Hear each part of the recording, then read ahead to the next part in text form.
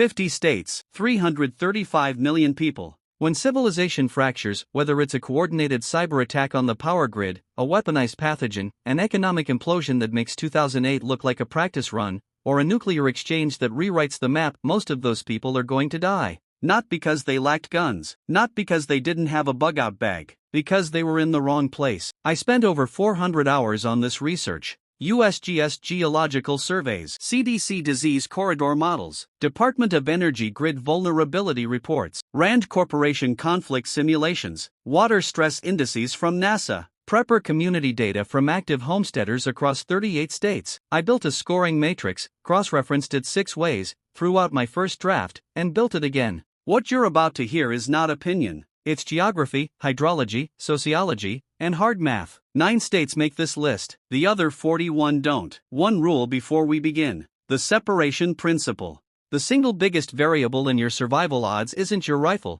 your freeze-dried food, or your off-grid power system. It's distance. Distance from population pressure. Distance from military target zones. Distance from the supply chain dependency corridors that keep 90% of Americans alive. Everything else amplifies or cancels based on where you stand when things fall apart. 6 filters. Every state ran through all 6. Filter 1, nuclear threat geometry. Not just blast radius, fallout drift corridors based on jet stream and prevailing wind modeling. Filter 2, seismic, meteorological, and geological risk. Surviving one disaster to die in another is not a strategy. Filter 3, legal self-sufficiency framework. What you can legally own, build, store, and defend without government interference. Filter 4, off-grid viability. Water rights, solar access, agricultural soil classification, and legal independence from municipal systems. Filter 5, economic entry point. Survival location is worthless if you can't get there. Real land costs, property tax burden, and cost of living for working-class preppers. Filter 6, social resilience architecture. Long-term survival is a community sport. Existing networks, cultural knowledge base, mutual aid traditions. 9 states survive it all. Counting down from 9 to 1. Then we examine 6 international locations where science says civilization will rebuild after nuclear winter. Let's go. Number 9. Idaho. The redoubt's iron spine. Idaho doesn't get the attention it deserves, and that's exactly why it belongs on this list. Start with the nuclear calculus.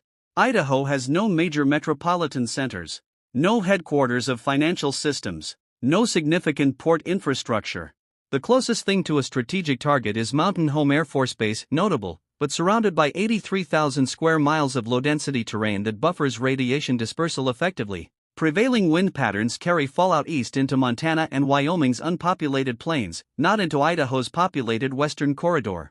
The Snake River Plain is one of North America's most productive agricultural zones. You can grow calories here, not just survival crops but genuine food diversity across 200-plus growing days in the southern valleys. The Snake River Aquifer is among the largest freshwater systems in the American West. When the Colorado River Compact collapses and the Southwest enters its terminal phase, Idaho has water that won't run out in a human lifetime. Legal infrastructure for preppers is exceptional. Constitutional carry. No permit required, no registration, no waiting period. Second Amendment sanctuary designation at the state level. Property rights culture is aggressive. Rural counties treat land use as a private matter. Off-grid construction in unincorporated areas faces minimal regulatory interference. This is the eastern flank of the American Redoubt, the prepper migration zone identified by survivalist strategists as the optimal post-collapse geography in the continental United States. That migration is real and ongoing.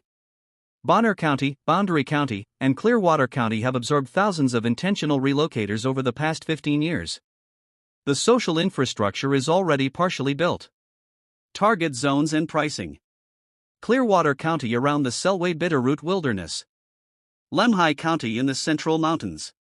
Boundary County in the extreme north. Remote mountain parcels start at $1,200 to $4,000 per acre. South-facing agricultural land with water rights commands a premium, $6,000 to $12,000. Still accessible by national standards. The trade-off. Winters in the northern mountains are punishing. Fire season is intensifying annually. And the Redoubt's reputation has accelerated price appreciation in some areas faster than wages follow. Sandpoint and Coeur d'Alene have priced out working-class preppers. Go deeper, go north, go east. An Idaho homesteader put it plainly. We don't lock our doors because we don't need to. Anybody who makes it out here had to really mean to. Number 8. West Virginia. The overlooked fortress. West Virginia is the most underrated survival state in America.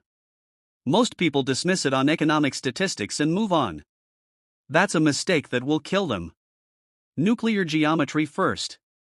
The Appalachian Mountains create a physical and meteorological barrier between West Virginia and the Eastern Urban Corridor, the most target-dense zone on the continent.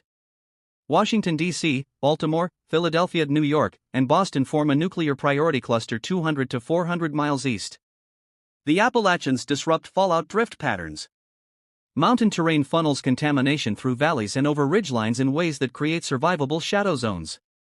West Virginia sits in several of them. The topography that makes West Virginia economically challenging makes it strategically invaluable. Every mountain hollow is a natural defensive position. Road networks are limited and easily monitored. There are no interstate corridors through the heart of the state. Movement is difficult. That's a feature, not a bug. Water is embedded in the landscape. The state receives 45 inches of rainfall annually. Springs emerge from limestone karst formations throughout the mountains. Streams run year-round in most terrain. Water treatment is simple gravity filtration from clean sources, not the chemical reclamation project that flatland preppers face. Agriculture is real but requires adaptation. Growing seasons of 150 to 180 days depending on elevation. Mountain soil builds well with organic amendment. Hunting pressure from a thin population means game populations are robust. Foraging culture is generational: wild ramps, morels, pawpaws, black walnuts. The knowledge base for land-fed living is embedded in the culture in ways that can't be bought online. Legal framework. Constitutional carry. One of the strongest in the country, West Virginia was an early adopter before it was a national trend. The regulatory environment for rural construction and off-grid living is permissive outside of a handful of counties near the Virginia border. Target zones and pricing. Pocahontas County, Webster County, Nicholas County. These are the counties where population density drops below 20 people per square mile and land prices reflect genuine rurality. $1,000 to $3,500 per acre for mountain terrain with timber and water. Total acquisition for a functional homestead is achievable under $150,000 in most target zones. The honest challenge. Economic infrastructure is thin. If your income requires proximity to developed markets, West Virginia requires solving that problem before you arrive. Come with remote income, a retirement income, or a plan to produce and sell locally. A Webster County farmer summarized it. People come here and see what we don't have. Smart people come here and see what can't be taken. Number 7. North Dakota. The invisible continent. This one surprises people. It shouldn't.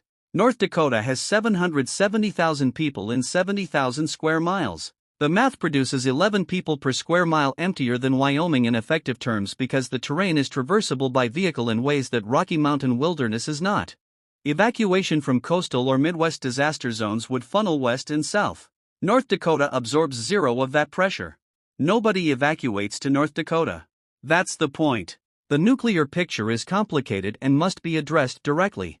North Dakota hosts Minot Air Force Base, a nuclear weapons storage and launch facility. This is a primary target. The critical question is geography. Where are you relative to Minot? The state is large enough that counties in the south and east sit outside the 10-mile lethal blast zone. Fallout from a strike on Minot would drift east and northeast based on prevailing wind patterns. Southern North Dakota, Sioux County, Emmons County, Logan County sits upwind of the base and outside primary fallout corridors. Location selection within North Dakota is more critical than in any other state on this list. The Bakken Formation has made North Dakota energy independent in ways most states can only approximate.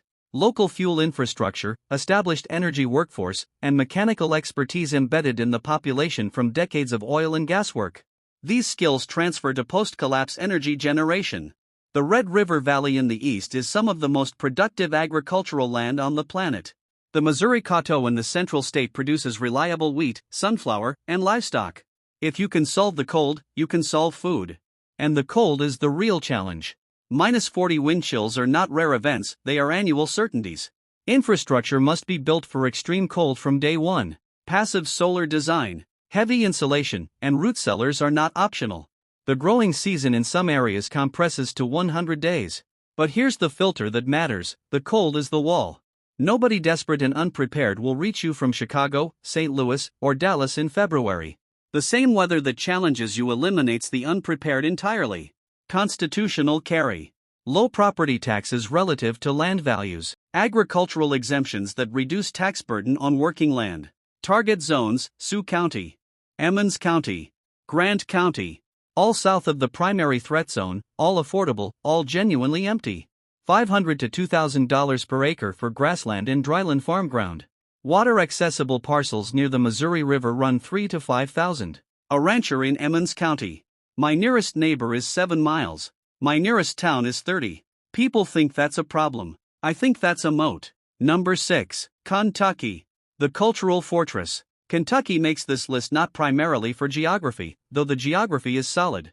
Kentucky makes this list because of what its people already know.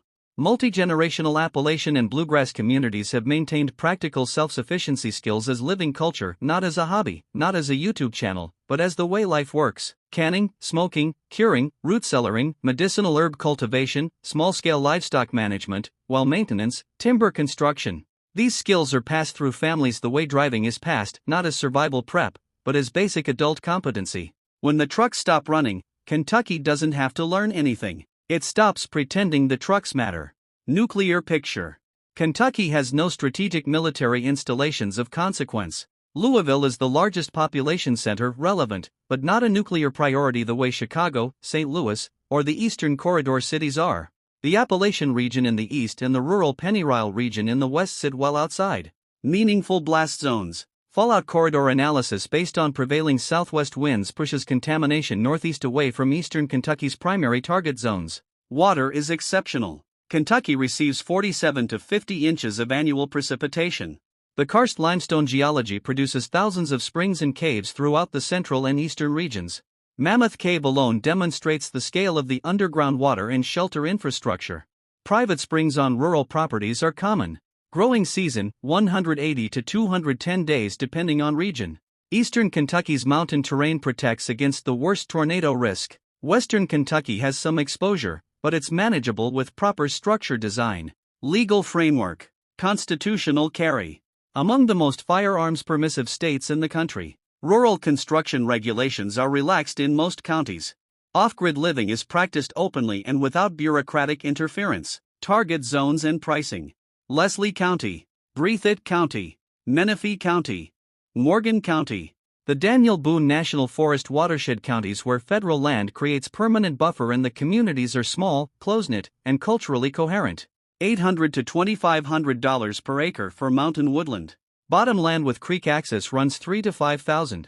Eastern Kentucky remains one of the most affordable rural regions in the eastern United States. A Breathitt County woman said, "My grandmother put up 400 jars every fall. My mother put up 400 jars every fall. I put up 400 jars every fall. My daughter is learning. This isn't prepping. This is just how you take care of your family." Number 5. Nebraska. The geographic miracle. Nebraska sits in a position that most analysts overlook when they fixate on Pacific Northwest states. Consider the full threat map. Nuclear targets cluster in 3 zones: eastern coastal cities, western coastal cities, and major Midwest population and industrial centers. Nebraska, specifically its western two-thirds, sits in the dead space between all of them. The Sandhills region of Nebraska is one of the least strategically significant landscapes in North America from a military targeting perspective. No major bases, no industrial corridors, no population centers worth the cost of a warhead. Prevailing westerlies push fallout east from any western strikes. Eastern corridor strikes push fallout further east and out to sea.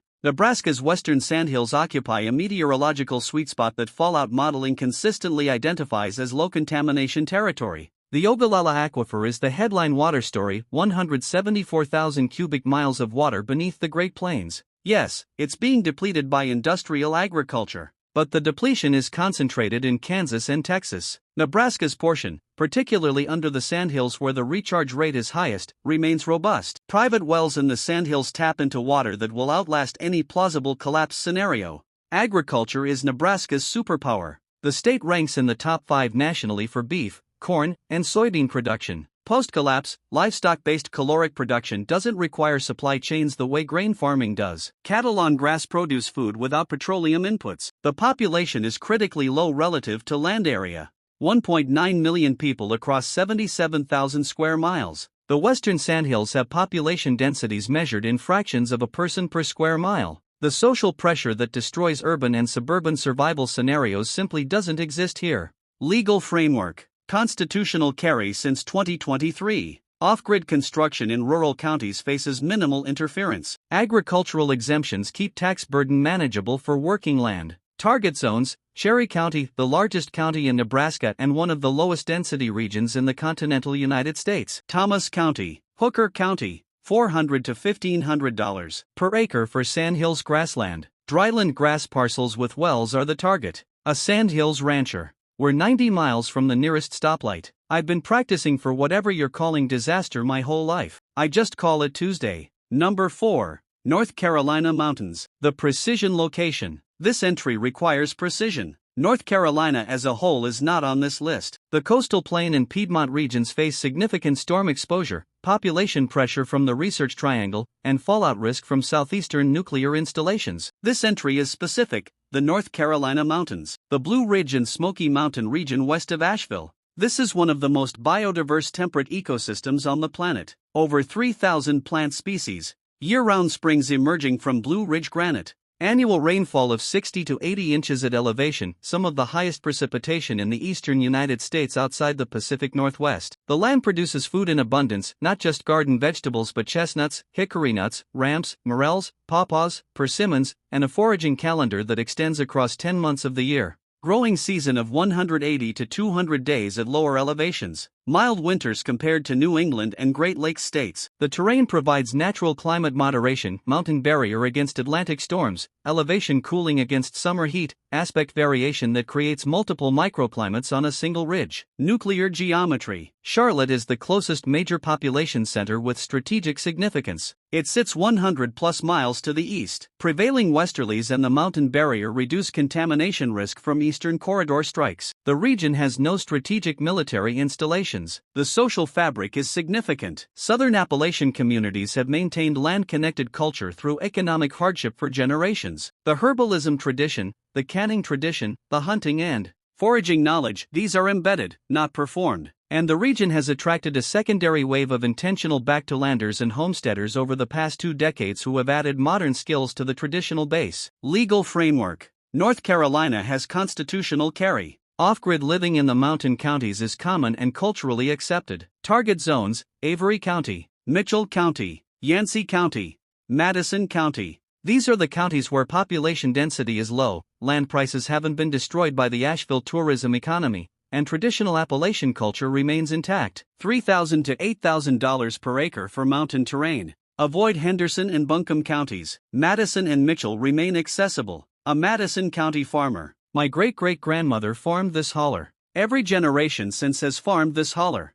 I'll farm it until I can't. Then my kids will. Number 3. Iowa. The counterintuitive titan. Iowa never appears on survival lists. It should be near the top. The soil argument first. Iowa contains 25% of the grade A topsoil in the United States. The richest agricultural land on the planet, and more of it per square mile than anywhere else in North America. In a post-collapse scenario where food production returns to local and regional, Iowa's land doesn't just support its population, it can feed multiple surrounding states. Caloric carrying capacity is the ultimate long-term survival metric, and Iowa's carrying capacity is unmatched. Nuclear threat analysis. Iowa has no strategic military installations. Des Moines is the only population center with any significance, and it doesn't approach the priority level that places it on a first strike or second strike targeting list. Prevailing westerlies push western strike fallout east and out of Iowa's sweet zones. Eastern corridor strikes blow further east. Iowa sits in a protected middle band. Water is embedded in the landscape through the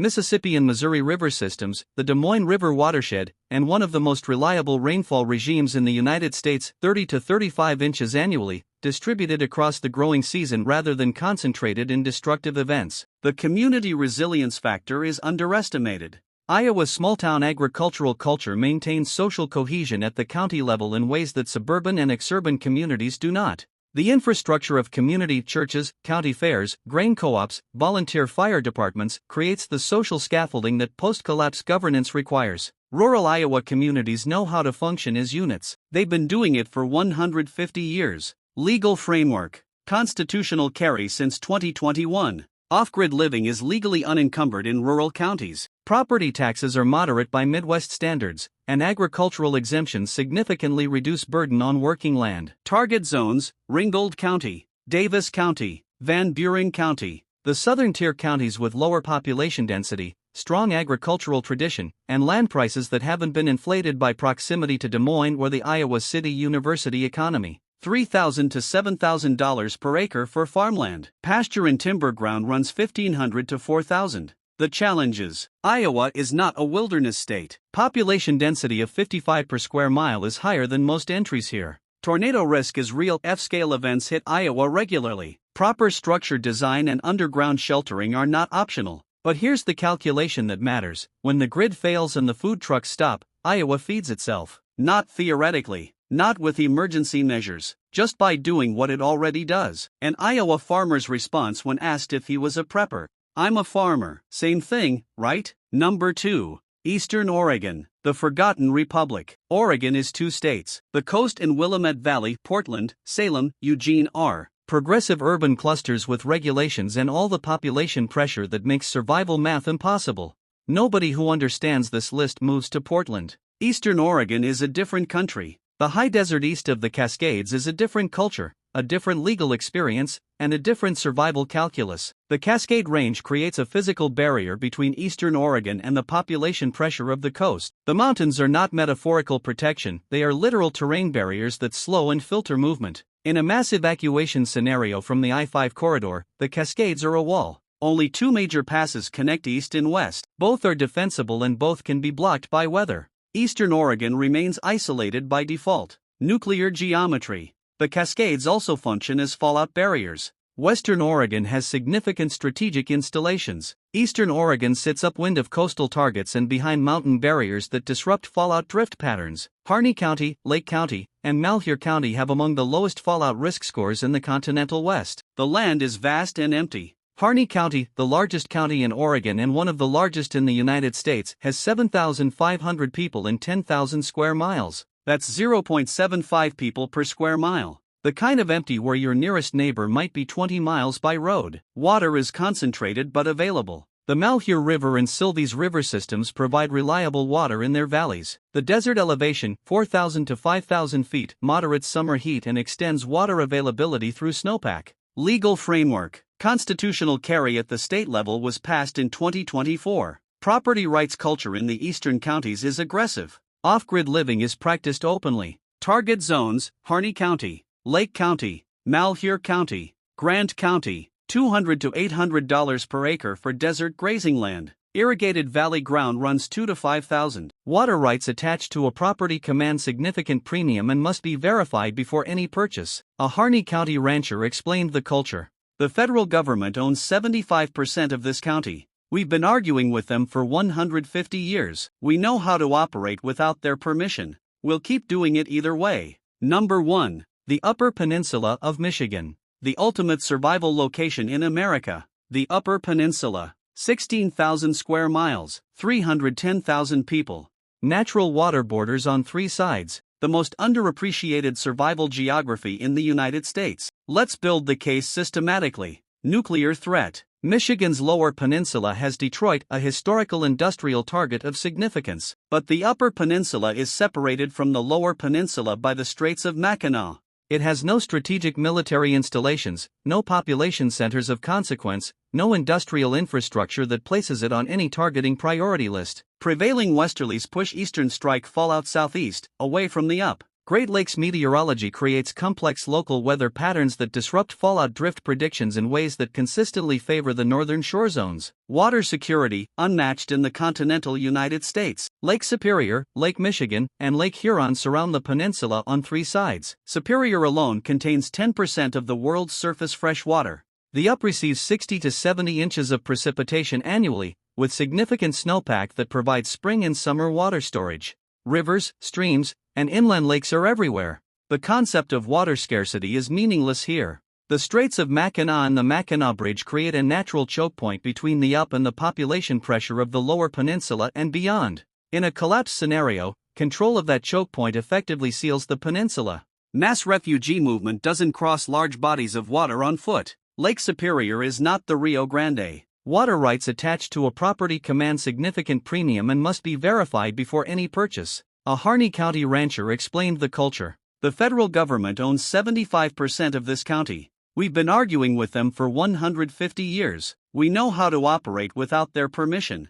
We'll keep doing it either way. Number 1. The Upper Peninsula of Michigan. The ultimate survival location in America. The Upper Peninsula. 16,000 square miles. 310,000 people. Natural water borders on 3 sides. The most underappreciated survival geography in the United States. Let's build the case systematically. Nuclear threat. Michigan's Lower Peninsula has Detroit, a historical industrial target of significance. But the Upper Peninsula is separated from the Lower Peninsula by the Straits of Mackinac. It has no strategic military installations, no population centers of consequence, no industrial infrastructure that places it on any targeting priority list. Prevailing westerlies push eastern strike fallout southeast, away from the up. Great Lakes meteorology creates complex local weather patterns that disrupt fallout drift predictions in ways that consistently favor the northern shore zones. Water security, unmatched in the continental United States. Lake Superior, Lake Michigan, and Lake Huron surround the peninsula on 3 sides. Superior alone contains 10% of the world's surface fresh water. The up receives 60 to 70 inches of precipitation annually, with significant snowpack that provides spring and summer water storage. Rivers, streams, and inland lakes are everywhere.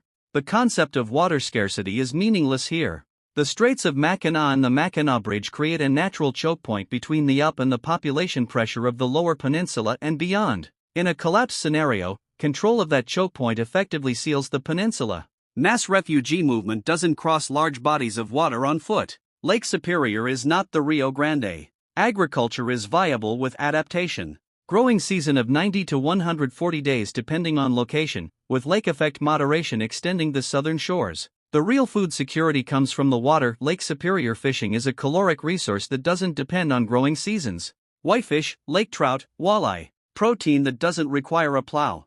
Timber resources are staggering. The up is 85% forested, northern hardwood and boreal forest systems that provide heating fuel, building material, and wildlife habitat in quantities that the population can't meaningfully deplete. The hunting culture is not recreational, it's a cultural food production system. Deer, black bear, elk, moose. The game populations are robust because the human population is thin. Legal framework. Michigan has constitutional carry since 2023. The up has a distinct cultural identity from southern Michigan, more conservative, more self-sufficient, more skeptical of government, more connected to land. Off-grid living is practiced and accepted. Rural county regulations are permissive. The copper mining heritage left behind a fascinating bonus. The Keweenaw Peninsula contains hundreds of miles of mine shafts and underground infrastructure in stable copper-bearing rock that maintains consistent 50-degree temperatures year-round. Natural shelter infrastructure that the geology built for free, target zones and pricing. Keweenaw County, the tip of the peninsula, surrounded on 3 sides by Lake Superior, accessible by a single road.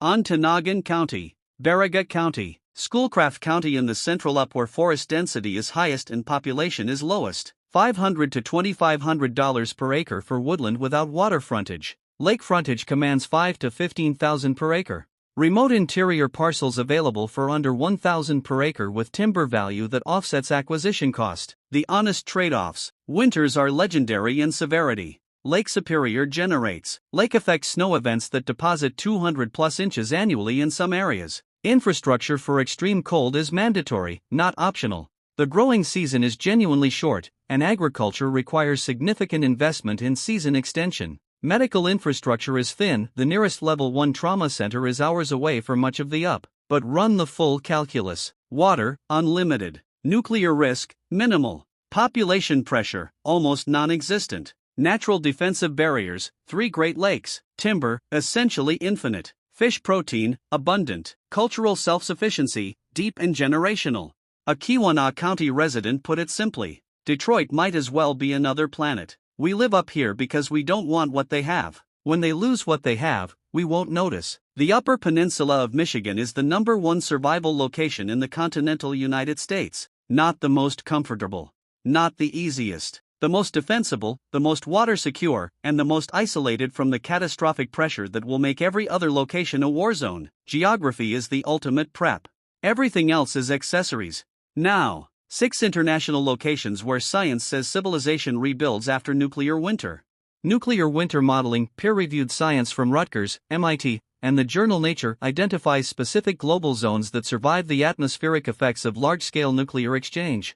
These aren't opinions, they're climate physics. Nuclear winter works through soot injection. A major exchange injects 50 to 150 teragrams of black carbon into the stratosphere. Sunlight is blocked. Global temperatures drop 5 to 15 degrees Celsius for 5 to 15 years. Agriculture collapses globally. 6 locations survive. New Zealand's South Island. The southern hemisphere receives significantly lower soot concentrations than the northern hemisphere because most nuclear targets and most launch facilities are in the north. The roaring 40s wind patterns keep the South Island relatively isolated. Agricultural productivity, water security, and geographic isolation from conflict zones make it the top-ranked international survival location. Patagonia, Argentina. Southern tip of South America. Similar southern hemisphere protection, sparse population, extensive livestock production capability, and geographic distance from any strategic targets. The Andes provide fresh water. The plains provide protein. Tasmania, Australia. Island geography provides natural isolation. Southern location reduces soot exposure. Established agricultural infrastructure. English-speaking governance tradition. Iceland. Geothermal energy eliminates the energy crisis that kills most post-collapse communities. The warming Gulf Stream moderates climate effects. Small, coherent, technically capable population. Fisheries provide food security independent of solar-dependent agriculture. Northern Kazakhstan. The Eurasian steppe occupies a geographic position that nuclear winter modeling identifies as one of the less affected continental zones. Vast agricultural land, substantial mineral resources, distance from primary target zones. Uruguay. Small, politically stable, agriculturally productive, and sufficiently south to avoid the worst northern hemisphere soot concentrations. Strategic invisibility combined with agricultural sufficiency. These locations won't be comfortable. Nuclear winter's temperature drop and agricultural disruption will stress every location on the planet. But these 6 have the combination of geography, resources, and isolation that gives human communities a path to reconstruction. The rest of the world plays a different game. This list isn't about doom, it's about probability. Every decision you make is a probability calculation, whether you recognize it or not. Where you live, where you work, where you build. Most people outsource that calculation to inertia. They stay where they were born, where the job is, where it's comfortable. That's a legitimate choice. It's also a choice that puts you in one of 41 states that this analysis says will face catastrophic population collapse under severe disruption scenarios. The 9 states on this list have something in common that goes beyond geography. They have communities that don't depend on the illusion that the trucks will always come, the grid will always work, and the institutions will always function. These communities have shorter supply chains to survival because they've never let the long ones become the only option. You don't have to become a full-time prepper. You don't have to abandon your life. But if you have flexibility in your career, your housing, your investment strategy, the question worth asking is whether where you are now serves who you're trying to be. Geography is the ultimate prep. Everything else is accessories. Do your own research. Verify every claim made here. Talk to people who actually live in these locations. Walk the land before you buy it. And whatever you decide, decide deliberately. Wrong state kills you faster than any disaster. Right state multiplies everything you do.